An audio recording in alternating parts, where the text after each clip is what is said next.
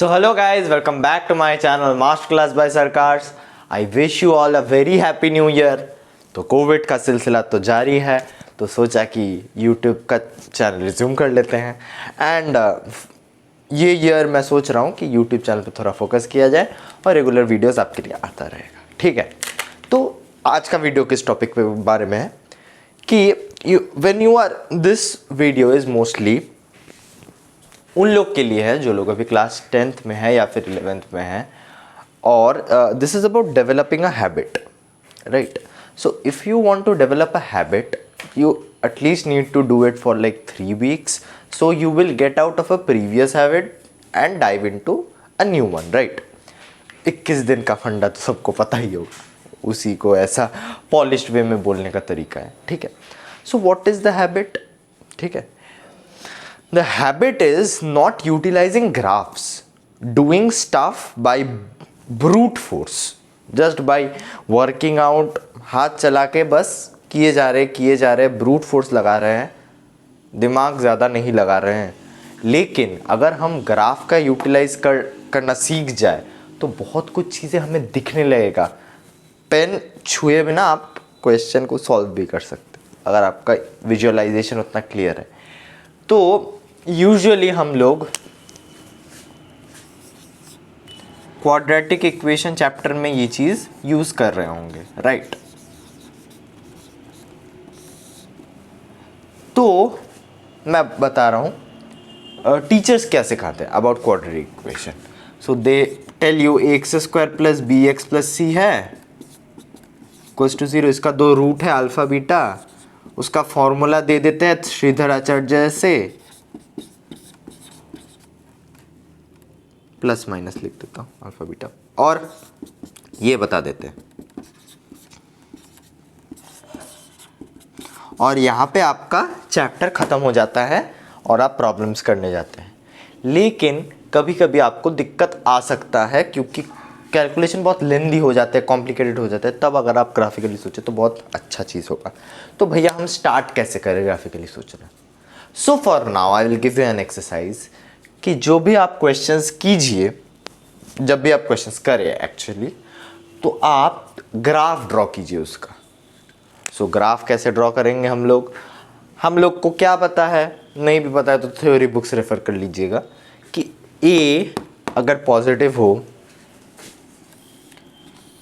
तो ये ऐसा पैराबोला होगा, आई मीन ए अगर नेगेटिव हो तो ऐसा पैराबोला होगा, ए अगर पॉजिटिव हो तो ऐसा पैराबोला होगा। अब सी पे आते हैं, ये मान लीजिए एफ ऑफ एक्स है, ठीक है। तो सी क्या है, एफ ऑफ 0 है।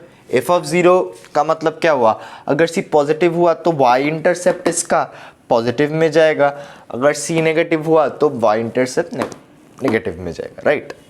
फिर ये वाला पार्ट जो है this is minus B by 2a essentially, right. Minus B by 2a पे क्या वैल्यू आ रहा है वो हम देख सकते हैं, and the roots will be given by alpha beta of course, right। Let me illustrate you this with an example, right, क्योंकि example से ज़्यादा समझ में आएगा। लेकिन हाँ, अभी के लिए आप हमेशा जब क्वेश्चंस कीजिएगा उसके साथ एक ग्राफ ज़रूर ड्रॉ कीजिएगा। Be it a very easy question जो डी से बन रहा है, be it a bit slight tricky question जो alpha plus beta alpha into beta लग रहा है। तो आप हमेशा ये हैबिट कीजिएगा कि हम ग्राफ्स से देखें और सीखें, ठीक है। तो एक क्वेश्चन मैं आपको देता हूँ, if you can solve, it's 11th का प्रॉब्लम है ये एक्चुअली, जेई के लिए ऑफ कोर्स।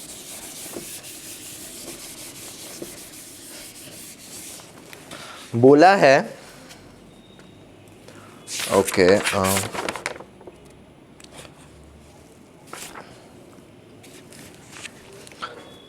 या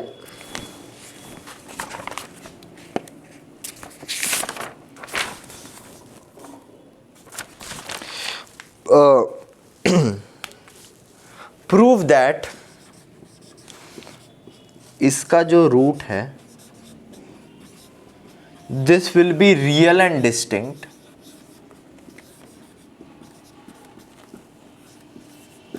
अगर इफ एंड ओनली इफ को हम IFF लिखते हैं,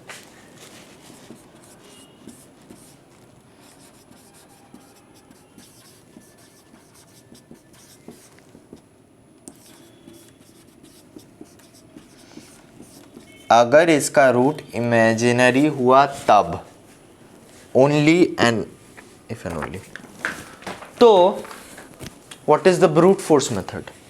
आप इसको सॉल्व कीजिए, d लेस देन 0 कीजिए, फिर वहाँ से कंडीशन आएगा ताकि इसका d greater than 0 and not equal to 0, strictly greater than 0।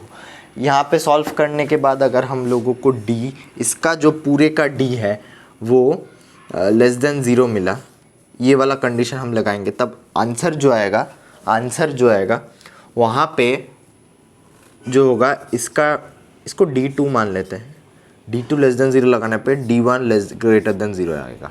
This should be the thing that we should get if we solve via brute force. लेकिन थोड़ा दिमाग लगाएंगे तो बहुत आसानी से होगा, क्योंकि देखिए बहुत सारे वेरिएबल्स है, राइट? तो बहुत दिक्कत वाला बात है। हम लोगों को क्या दिख रहा है? दो पॉलिनोमियल दिख रहा है, तो मैं इसको प्लॉट कर लेता हूँ। राइट हैंड साइड का ग्राफ कैसा होगा? Okay, so this will be like, इसका दोनों रूट नेगेटिव मतलब इमेजिनरी है, obviously x square plus 1 equals to 0 का, तो ऐसे होगा इसका, राइट? अब ऊपर होगा क्या नीचे मेरे को पता नहीं, क्योंकि मुझे AC माइनस बी स्क्वायर नहीं पता, फिलहाल के लिए ये रख देते हैं। अच्छा, इस पूरे का आपको इमेजिनरी रूट चाहिए। इसका मतलब क्या कि this graph and this graph shouldn't intersect. अगर इंटरसेक्ट कर गया तो एक सॉल्यूशन मिल जाएगा हमको, कुछ x के लिए ये वैलिड है, राइट? तो बेसिकली हम लोगों को इन दोनों ग्राफ को इंटरसेक्ट नहीं करवाना है, राइट? सो अगर कोई सा भी पैराबोला हो जो ऐसे ही हो, नीचे से ऊपर जाए, मतलब माइनस इन्फिनिटी से प्लस इन्फिनिटी, तो ये तो इसको कट करेगा ही करेगा। तो हम लोगों को क्या चाहिए? एक ऑपोजिट पैराबोला चाहिए, राइट? तो या तो ये ऐसे हो सकता है, या तो फिर ये ऐसे हो सकता है, और ऐसे हो सकता है इसका graph, right? This is a possible case. अब यहाँ से आप सोचना शुरू कीजिए। यहाँ से अगर आप सोचेंगे तो बहुत इजी पड़ेगा आपको। यहाँ पे हम लोगों को क्या दिखेगा कि for in this case basically AC minus B square has to be less than 0, right? This has to be less than 0. So if this is less than 0, then b square minus AC will be greater than 0. Yeah, right? Just flipping the signs. Because a plus c के बारे में हम लोगों को कुछ पता नहीं है, that's the point.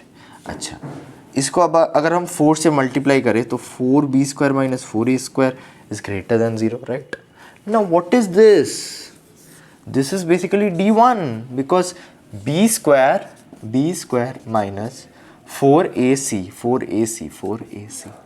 this will be greater than 0. So we see that अगर इसका root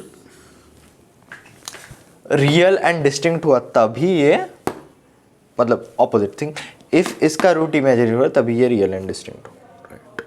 this is a condition that perfectly fits into it, ठीक है? सो this was all for the video basically. So the thing is that you should develop a habit of playing with graphs and stuff. कोई भी rational expression आप देखिए, आप उसका graph बनाइए। और कभी कभी होता है कि अगर आपको 3 डिग्री या 4 डिग्री पॉलिनोमियल दे देगा तो आप वो सॉल्व नहीं कर पाएंगे, because you don't know how to solve 3 degree 4 degree polynomials. तो वहाँ पे आपको ग्राफ का यूज़ करना ही पड़ेगा। तो ठीक है guys, this was all for the video. Hope you are safe in your homes and please do stay in your homes, क्योंकि कोविड का केसेस फिर से बढ़ रहा है। तो keep learning, happy studying, bye bye, see you.